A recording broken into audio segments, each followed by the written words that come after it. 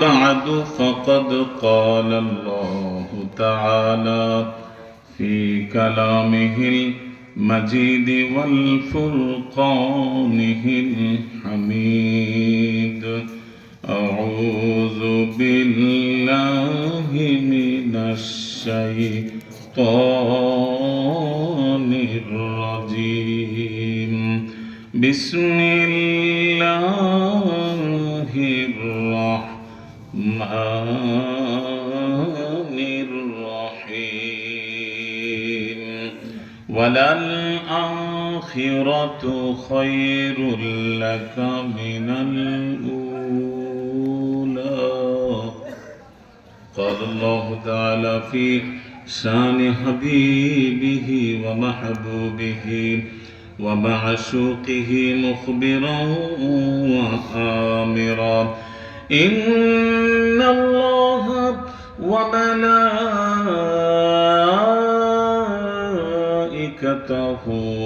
يصلون على النبي يا أيها الذين آمنوا صلوا عليه وسلموا تسليما اللهم صل على سيدنا محمد وعلى آل سيدنا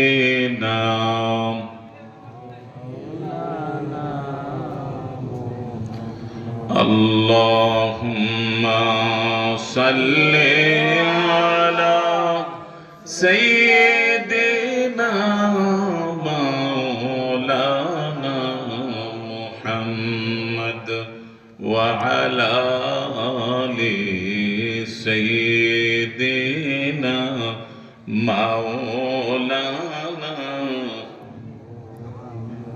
একটু কি আওয়াজ দিয়ে পড়বেন যাই আছেন আপনারা এখানে উপস্থিত কথা বলে একটু আরাম পাবো মজা পাবো একটু আওয়াজ দিয়ে পড়বেন যা পড়বেন মনের একেবারে গহীন থেকে নবীজির প্রতি একটু মহব্বত রেখে আমরা সবাই মদিনায় যাইতে পেরেছি না সবাই কি মদিনায় যেতে পেরেছি পারি নাই কিন্তু মদিনায় মনটা যেতে পারে কি পারে না জোরে বলেন পারে কি পারে না সুতরাং যদি আশিক হও যদি নবীর জন্য পাগল হও বান্দা নবীর প্রেমে ডুব দিয়ে একটু দরুদ পারবেন কি পারবেন না জোরে বলুন পারবেন কি পারবেন না একটু দরুদ পড়বেন আল্লাহুম্মা সাল্লি আলা সাইয়্যিদিনা মাওলানা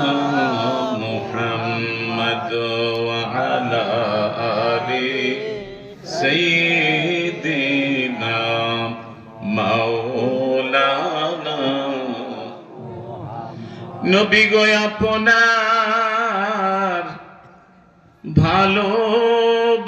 ভালোবাসায় আল্লাহর দিদার পাওয়া যায় নবী গো আপনার ভালোবাসায় আল্লাহর ওলি হওয়া যায় আল্লাহুম্মা সাল্লি আলা জোরে মুহাম্মদ ওয়া আলা আলি সাইয়্যিদিনা মাওলানা এ দুনিয়া পড়ে রবে আমরা একদিন রব না এই দুনিয়া পড়ে রবে আমরা একদিন রব না দুনিয়ার সবাই ভুলে যাবে, নবী গো আপনি ভুইলেন না। আল্লাহুম্মা সাল্লি আলা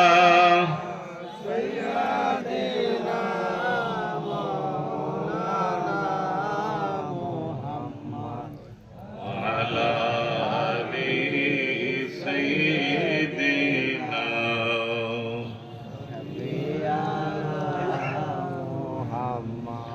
করুন সকলে আলহামদুলিল্লাহ। জোরে বলুন আলহামদুলিল্লাহ। মরহুম শাহ সুফি হযরত মৌলানা মোহাম্মদ আহমদ আলী রহমতুল্লাহ আলাইহ পীর সাহেব কাজুলি পাড়া দরবার শরীফের ইন্তেকাল বার্ষিকী। মরহুম শাহ সুফি আলহাজ হযরত মৌলানা শাহ আবু নাসির ফখরুদ্দিন আহমদ রহমতুল্লাহ আলাইহ পীর সাহেব ডোবরা দরবার শরীফ। মরহুম শাহ সুফি আবু সাঈদ মোহাম্মদ আব্দুল হান্নান রহমতুল্লাহ আলাইহ পীরে কামেল দারিয়াপুর দরবার শরীফ এবং আমার দাদা হুজুর মরহুম দারুল আমান দরবার শরীফের বাণী, চেরাগে ফুরফুরা খানদানে কোরাইশি, বাগদাদের অধিবাসী মরহুম হাতেম আলী সিদ্দিকী আল বাগদাদি আল কোরাইশি রহমাতুল্লাহ আলাইহির বিশিষ্ট খলিফা। আমরা ঢাকার পীর সাহেব নামে যাকে চিনতাম জানতাম, পীরে কামেল হযরত সৈয়দ আহমদ চৌধুরী রহমতুল্লাহ আলাইহ, ওনাদের আত্মার মাগফিরাত কামনায় আজকের এই শান্তি মিশন বহরপুরে খাজা মাইনুদ্দিন চিশতি রহমতুল্লাহ আলাইহ জামে মসজিদ, প্রবাসী ফাউন্ডেশন এবং শান্তি মিশন যুব সংঘের উদ্যোগে 14তম বার্ষিক ইসালে সওয়াব এবং মিলাদ মাহফিলের প্রধান মেহমানে আলা, বাংলার ঐতিহ্যবাহী এক দরবার দারুল আমান দরবার শরীফের কায়েম কাম হযরত পীর সাহেব কিবলা মাদ্দাজিল্লাহুল আলী, আল্লাহ পাক হুজুরের হায়াতের মধ্যে বরকত দান করুক, বলুন আমিন। বিশেষ মেহমান বিশিষ্ট ইসলামী চিন্তাবিদ ও ইসলামী আলোচক হযরত মাওলানা মোহাম্মদ ওবায়দুর রহমান পীর সাহেব কাজুলি পাড়া দরবার শরীফ গোপালগঞ্জ। আজকের বিশিষ্ট ব্যক্তিত্ব হিসেবে উপস্থিত যিনি থাকবেন, এই এলাকার রত্ন নয়, তিনি সারা বাংলার রত্ন, বিশ্ব যাকে জানি। উনি শুধু বহরপুরের না, বিশ্ব ওনাকে জানে। আলহামদুলিল্লাহ বলবেন না? এতে কি আপনারা খুশি না বেজার? জোরে বলুন, খুশি না বেজার? এমন রত্ন সন্তান, এমন সূর্য সন্তান, যে এলাকায় জন্মগ্রহণ করেছেন, যে এলাকায় তিনি আছেন, সে এলাকার মানুষ, আমরা যারা আছি সবাই ধন্য। কি বলেন, ঠিক কিনা? আলহামদুলিল্লাহ। আন্তর্জাতিক খ্যাতিসম্পন্ন ভেষজ বিজ্ঞানী, জাতীয় আন্তর্জাতিক পুরস্কার প্রাপ্ত গবেষক, গ্লোবাল নিম রত্ন উপাধিতে যিনি ভূষিত আছেন, জনাব ডক্টর এম এ হাকিম সাহেব মাদ্দাজিল্লাহুল আলী, সকলে করুন আমিন। এবং আমার পূর্বে যিনি তাকরীর পেশ করেছেন, হযরত পীর সাহেব কেবলার সফর সঙ্গী আলহাজ হযরত মাওলানা শাহ সুফি তমিজউদ্দিন জাহাদি সাহেব মাদ্দাজিল্লাহুল আলী। হুজুর সবগুলো কথা বলতে পারেন নাই, সময় কম, প্লেট বেশি। কি বলেন? খাদ্য কম, প্লেট বেশি। তো প্লেট যদি বেশি হয়, খাবার অর্থাৎ খানেওয়ালা যদি বেশি হয়, আর খাবারের খাদ্য দ্রব্য যদি কম হয়, তো বেশি পাবে না কম পাবে? এখন বন্টনে গিয়ে যা হওয়ার তাই হয়েছে।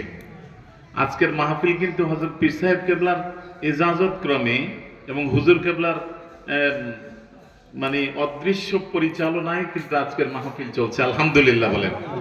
আমি বেশি কথা বলবো না, কারণ আমি তাদের চেয়েও কম পাইছি ভাগে। আমার সময় একবারই কম, মনে হয় আসতেছে, চলে আসতেছে, হয়তো উনি উঠেও গেছেন, আমি বলছি তো উঠে গেছে, এমন আছে চেয়ার থেকে যে হুজুর বলে ফেলছে, কথা শেষ। কথা বুঝেন নাই? আমরা কথা বললে 1 ঘন্টায় কিছু হয় না, 2 ঘন্টা 2.5 ঘন্টা সুন্দর কথা বলতে পারি, আলহামদুলিল্লাহ বলেন। তো আজকে নতুন আসলাম, ইনশাআল্লাহ ভবিষ্যতে কথা রাখবো যদি আয়াতে বেঁচে থাকি, আর যদি সফর কপালে থাকে ইনশাআল্লাহ। তা আমি যে কথাটা আপনাদের কাছে বলতে চাই, আমরা আজকের এই মাহফিলের প্যান্ডেলটা, আমি যত মাহফিলে যাই, আমরা ওইদিকে আমরা মাহফিল করি, এদিকে আমাদেরকে কেউ ডাকেও না, জানেও না, চিনেও না। আর ইউটিউব ফেসবুকে আমরা নাই, যার কারণে আমাদেরকে কেউ চিনে না, যারা চিনে হয়তো নেয়। তো যাই হোক, মোহতারাম হাজিরিন, আমি অত্যন্ত আশ্চর্যিত হয়েছে আজকে এই প্যান্ডেলটা ঘুরে ঘুরে দেখেছি। এত সুন্দর একটা প্যান্ডেল হয়েছে, এই প্যান্ডেল হওয়ার কথা নয়, আলহামদুলিল্লাহ বলেন। এত সুন্দর প্যান্ডেল হয়েছে, বেহেশতের বাগান যে বেহেশতের বাগানই সাজাইছে। কিন্তু আমরা যারা বেহেশতে যাইতে চাই, তারা ব্যতীত এই এলাকায় অথবা মাইকের আওয়াজ যতটুকুন পর্যন্ত যাচ্ছে, হয়তোবা তারা বেহেশতে যাইতে চায় জোরে বলেন, বেহেশতে যাইতে চায় না। যদি চাইতো তাহলে আসতো। কি বলেন, ঠিক কিনা? ও আমার এক মুরব্বী বাবা বলতেছে পরে পরে, তার মানে কি জানেন? পরে আসবে যে খিচুড়ি, কি খিচুড়ি খাইতে আসবে, তখন প্যান্ডেলও কাজ হবে না। এমন আছে পুতলা কাটাকাটি চলতে না নাকি? নাউজুবিল্লাহ বলেন। ভাই, খাবারের জন্য মাহফিল নয়, কিছু শুনে আমল করার জন্য মাহফিল। আপনি হয়তো জানেন না, আজকে আপনাদের এলাকায় যিনি তাশরিফ আনয়ন করেছেন, ওনার কি যোগ্যতা জানেন? সুবহানাল্লাহ বলেন। এই পৃথিবীর আর কোন বংশ এত জাদরেল বংশ নাই। আমরা দেখে থাকি চৌধুরী বংশ, মজুমদার বংশ, ভুইয়া বংশ, পাটোয়ারি বংশ, প্রধানিয়া বংশ, মৃধা বংশ, আছে না নাই? এরকম বংশ আছে না? আর উনি হইলেন কোরাইশ বংশ। জোরে বলেন না সুবহানাল্লাহ, চিৎকার মেরে বলেন আলহামদুলিল্লাহ। এমন একটা রত্ন আপনারা পেয়েছেন, কোরাইশ বংশ সেরা বংশ, উচ্চ তাহার শান। সুবহানাল্লাহ বলেন। সবচেয়ে সেরা বংশ হলো এই পৃথিবীর সবচেয়ে সেরা বংশ হলো কোরাইশ বংশ, যেই বংশে সেরা নবীর আগমন ঘটেছে। আর আমার হযরত পীর সাহেব কেবলা, যিনি আজকে শুভ আগমন করেছেন আপনাদের এলাকায়, ধন্য করেছেন আপনাদেরকে, তিনি হযরত আবু বকর সিদ্দিক রাদিয়াল্লাহু তাআলা আনহুর 36তম বংশধর। আলহামদুলিল্লাহ বলেন। কততম বংশধর? 36তম বংশধর।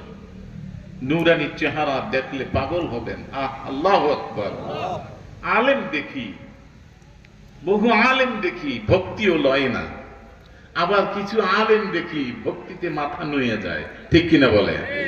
মুহতারাম হাজিরিন, তিনি আজকে আপনাদের এখানে তাশরিফ আনয়ন করেছেন।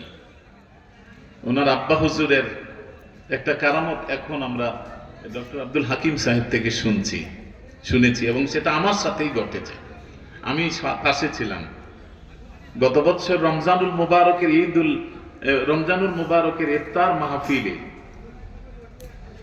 ডক্টর আব্দুল হাকিম সাহেব গিয়েছিলেন। উনি নিজেও জানেন না হযরত পীর সাহেব কেবলা কে। উনি আমার পাশে গিয়ে বসে পড়েছেন। আল্লাহর ওলি ওনাকে আমাকে না দিয়ে ওনাকে আগে তাবারক দিয়েছেন। সুবহানাল্লাহ। উনি চিনলেন কেমনে? তার মানে লাহুম কুলুবুল লা ইয়াফকাহুনা বিহা ওয়া লাহুম আ'য়ুনুল লা ইউবসিরুনা বিহা ওয়া লাহুম আযানুল লা ইয়াসমাউনা বিহা। আমি এমন একটি কান দিয়েছি যেই কানে শুনে না, এমন একটি চোখ দিয়েছি যেই চোখ দিয়ে দেখে না, এমন একটি দিল দিয়েছি, মন দিয়েছি যেই মন দিয়ে বুঝে না। যারা বুঝে তারা আল্লাহর ওলি, যারা বুঝে তারা আল্লাহর বন্ধু, যারা দেখে তারা আল্লাহর বন্ধু, যারা শুনেন তারা আল্লাহর দোস্ত। তারা আল্লাহর দোস্ত, তারা আল্লাহর বন্ধু। আল্লাহকে জয় করে ফেলেছেন। এমন একটা চোখ আছে, আপনার চোখ নাই? জোরে বলুন, চোখ নাই আমাদের? এখানে কেউ অন্ধ মানুষ আছেন? আছেন নাকি কেউ? থাকলে দাঁড়ান না। আমি তো মনে করি আমরা সবাই অন্ধ, আমরা সবাই অন্ধ, আমাদের চোখ নাই। তো সেই চোখ না থাকলে এই চোখ থেকে লাভ কি? কি বলেন, ঠিক কিনা? যে চোখ দিয়ে আল্লাহ দেখা যায়, যে চোখ দিয়ে হক বাতিল বুঝা যায়, যে চোখ দিয়ে হালাল হারাম তমিজ করা যায়, যে চোখ দিয়ে রওজায়ে আতহারে নবী দেখা যায়, সেই চোখের দরকার আছে না নাই? সেই চোখ দেবার জন্য আল্লাহর ওলি আজকে এখানে এসেছে, আলহামদুলিল্লাহ বলে। সেই চোখের ভার্সিটিতে আপনাকে ভর্তি হতে হবে, সেই কানের ভার্সিটিতে আপনাকে ভর্তি হতে হবে,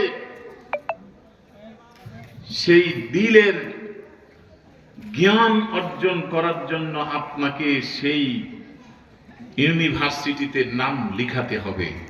তাহলে আপনি বুঝবেন যেটা কোনটা হক, কোনটা বাতিল, কোনটা ভালো, কোনটা মন্দ, কোনটা হালাল, কোনটা হারাম, কোনটা আপনাকে নেওয়ার জন্য কালবে সালিম বলে, আর কোনটা আপনাকে নেওয়ার জন্য নফসে লাওয়ামা আপনাকে বলে। এগুলো চিনতে হবে। মানুষ তো আমরা সবাই আছি, সব মানুষ কি একরকম? জোরে বলুন, সব মানুষ কি একরকম? যদি একরকম হইতো তাহলে তামাম দুনিয়াটা ফার্স্ট গ্যাজেটেড অফিসারের র্যাঙ্ক এবং চেয়ার টেবিল দিয়ে সারা পৃথিবী সাজাইতে হইতো, সবাই প্রথম শ্রেণীর গ্যাজেটেড অফিসার। নাকি একটা অফিসে দেখেন না তারতম্যটা কোথায়?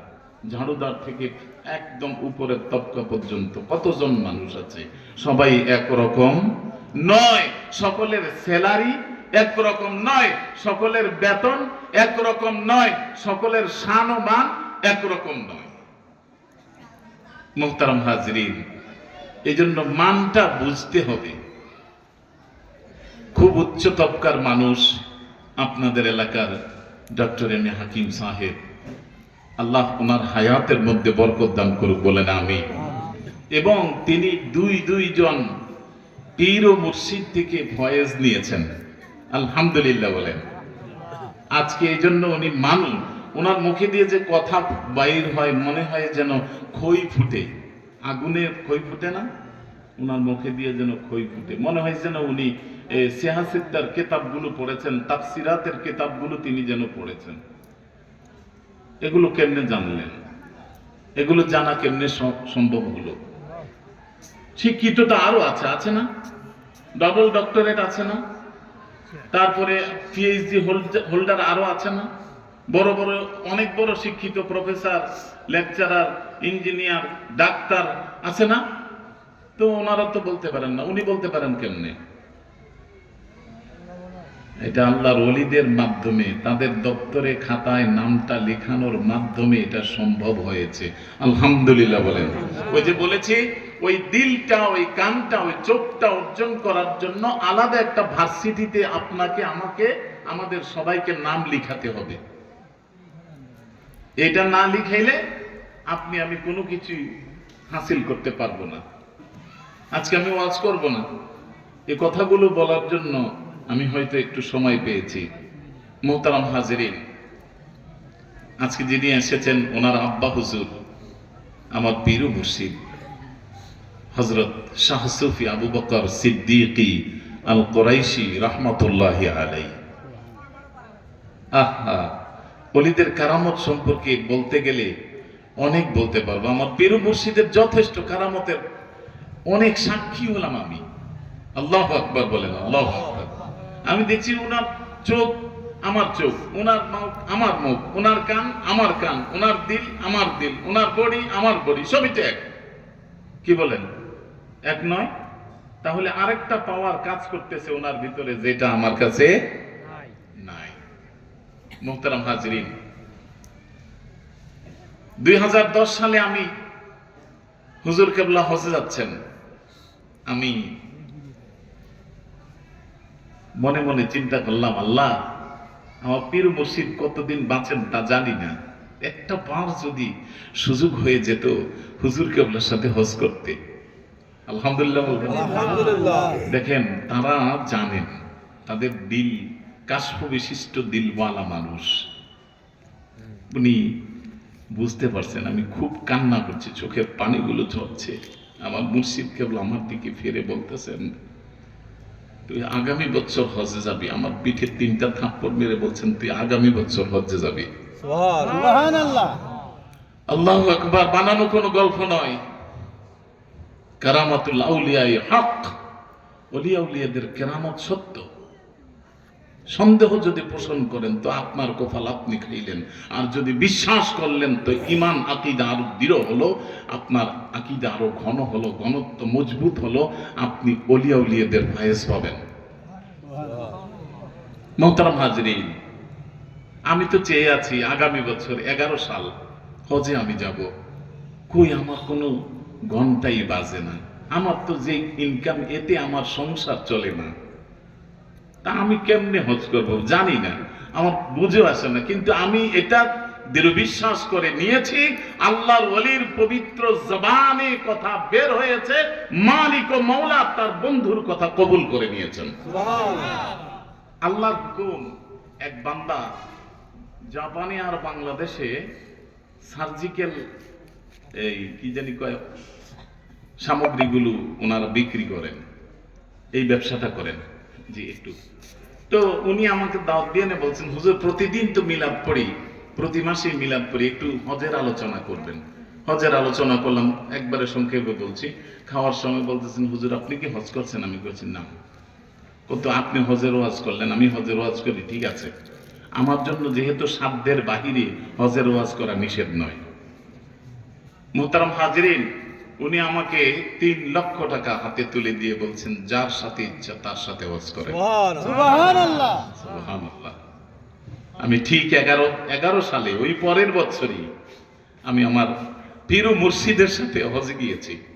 মুহতারাম হাজরিন, এমন পীর ও মুর্শিদের আওলাদ বর্তমান কায়ে মুকাম গদ্দিনশীল পীর সাহেব কেবলা আপনাদের মাঝে এসেছেন, তাশরীফ এনেছেন। একজন মানুষও যাবেন না, বরঞ্চ মাইকের আওয়াজ যেখানে যেখানে যাচ্ছে, যারা শুনছেন মেহেরবানি করে মাইকের প্যান্ডেলে, মাহফিলের প্যান্ডেলের ভেতরে চলে আসুন। অত্যন্ত ফায়েজ বিতরণ হবে, গভীর আলোচনা করা হবে।